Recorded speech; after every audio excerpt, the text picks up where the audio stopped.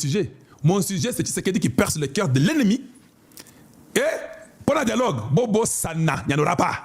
Na hôtel avec Tshisekedi et moi, le bango. Tout ce que j'ai dit là, c'est déjà la 49 minutes. Tout ce que j'ai dit là, j'ai beaucoup bien avancé là. Mais avant que je vous donne les conseils que j'ai à vous donner, je préférerais vous dire quelque chose. Ce conseil, c'est un frère qui parle, ce n'est même pas moi. Maintenant, écoutez-moi attentivement. On doit devenir une nation. Il faut tout comme Mamboka. Je suis d'accord avec vous tous. Si vous attaquez Tshisekedi sur le fait qu'il n'a pas fait une route, le fait que Tshisekedi n'a pas fait descendre les dollars, le fait que la nourriture coûte cher, le fait que vous n'avez pas le courant et l'eau, je suis d'accord avec vous. C'est votre droit, c'est votre président. Vous l'avez élu, vous devez réclamer que les choses changent. Et vous avez le droit de dire au président, chasse telle personne, chasse telle personne. Ça, c'est votre droit. Ça, avec Alongi, je suis d'accord avec vous. Vous ne me verrez jamais, moi, contredire quelqu'un qui condamne Tshisekedi que non, ça ne va pas, il n'y a pas de route. Je vais te condamner pourquoi. Je sais seulement que les routes là, depuis 60, il n'y en avait pas.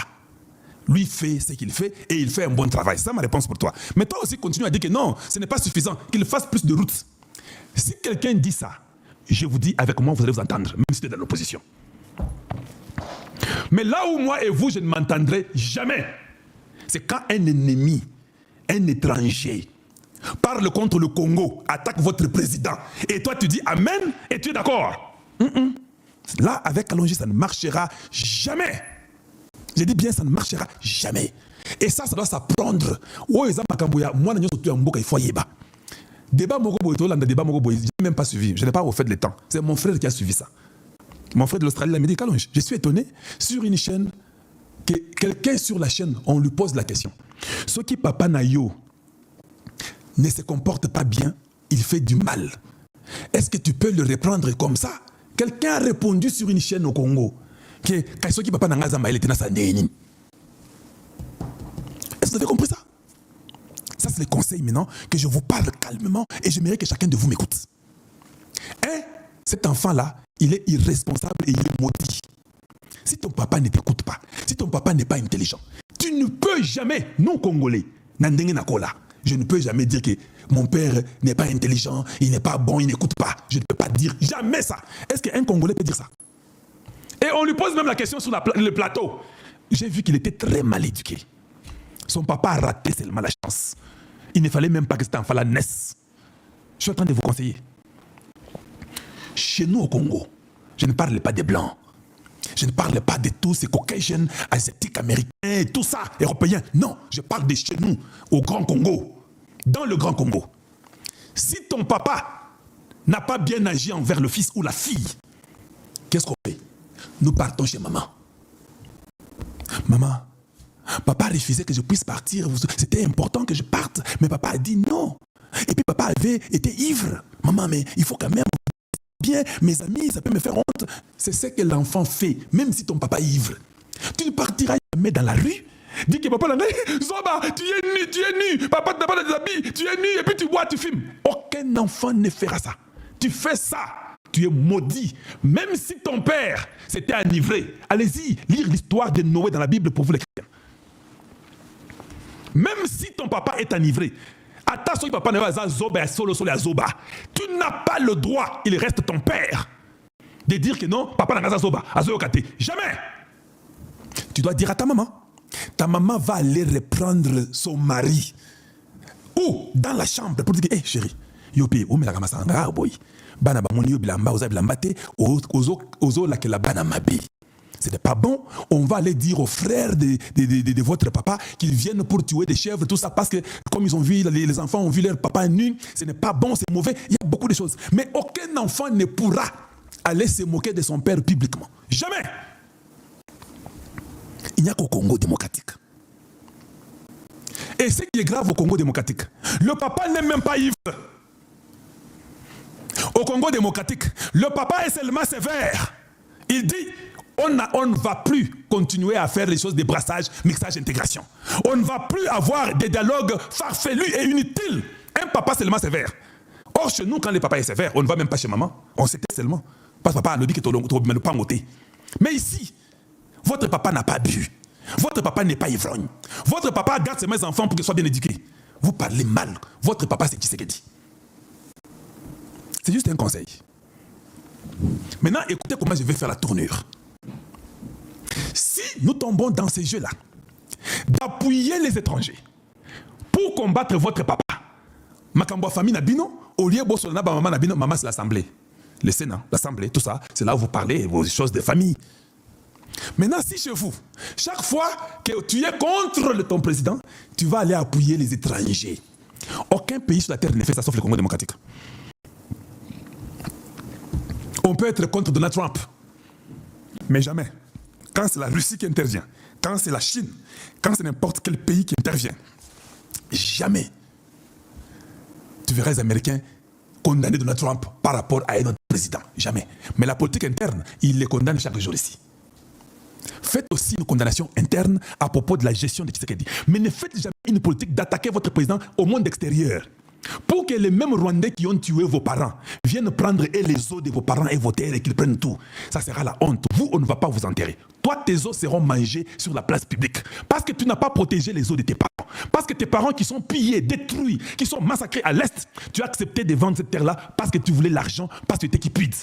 Tu peux condamner Tshisekedi. Mais l'ennemi du Congo, tu ne le condamnes pas, tu le soutiens à 100%, c'est comme ça. Si nous tous nous avons cette mentalité-là, nous aiderons le Congo et le Congo ira de l'avant.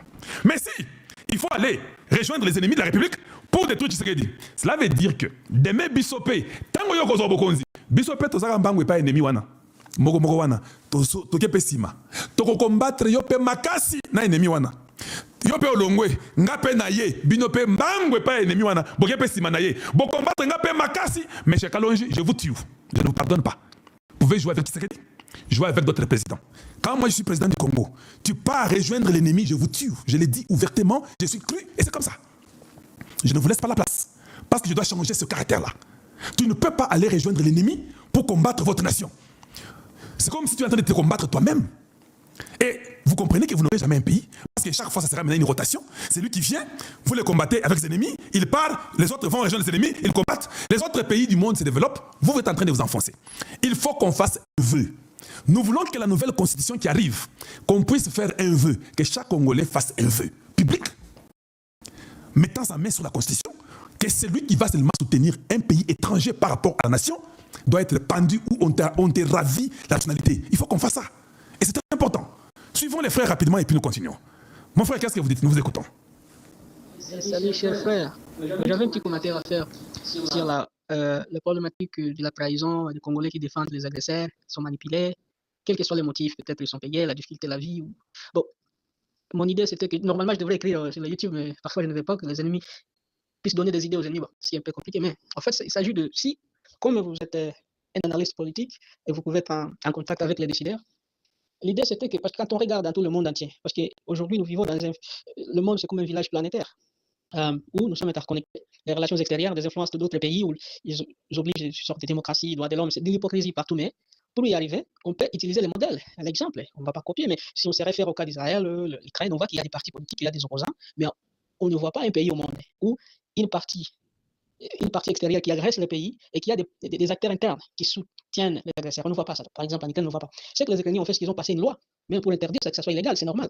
Alors, chez nous, parce que les gens vont dire, oh, dictature, oh, démocratie, droit de l'homme, je pense que si c'est une loi de demander que chaque Congolais prenne serment sa loyauté à la patrie. Donc, ce n'est pas à un président ou à un parti politique, mais c'est au pays. C'est logique et c'est compréhensible. C'est normal que cela soit demandé. On ne peut pas s'identifier comme Congolais à même fois, être en collision avec des forces négatives ou des ennemis. Donc, je pense que ça serait peut-être c'est pas la meilleure solution, mais l'une des solutions. Parce que les punitions, on voit qu'il n'y a pas de... Les gens qui travaillent dans des services de sécurité ne sont pas des stratèges. Hein? Parce qu'ils ne doivent pas attendre que c'est les chefs, c'est les dirigeants, les autorités qui vont les donner des idées. Eux-mêmes doivent savoir comment faire régner la loi. Les gens doivent comprendre qu'ils peuvent s'attaquer au président, ils peuvent s'attaquer aux partis politiques, mais quand il s'agit des agresseurs extérieurs, c'est inacceptable. Donc, les gens doivent comprendre, quels que soient les niveaux, même dans les bas niveaux.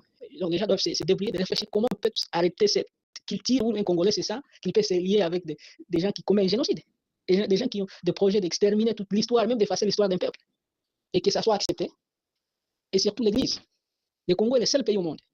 Donc, c'est ça qui peut nous aider à montrer aux gens qui peuvent dire droits de l'homme et tout, démocratie. C'est seulement au Congo où l'Église fait partie des mouvements de rébellion, où on massacre, on extermine toutes les communautés, et que ces gens ont le courage de se tenir. Donc, je pense que si on a une constitution, cela peut nous aider fort.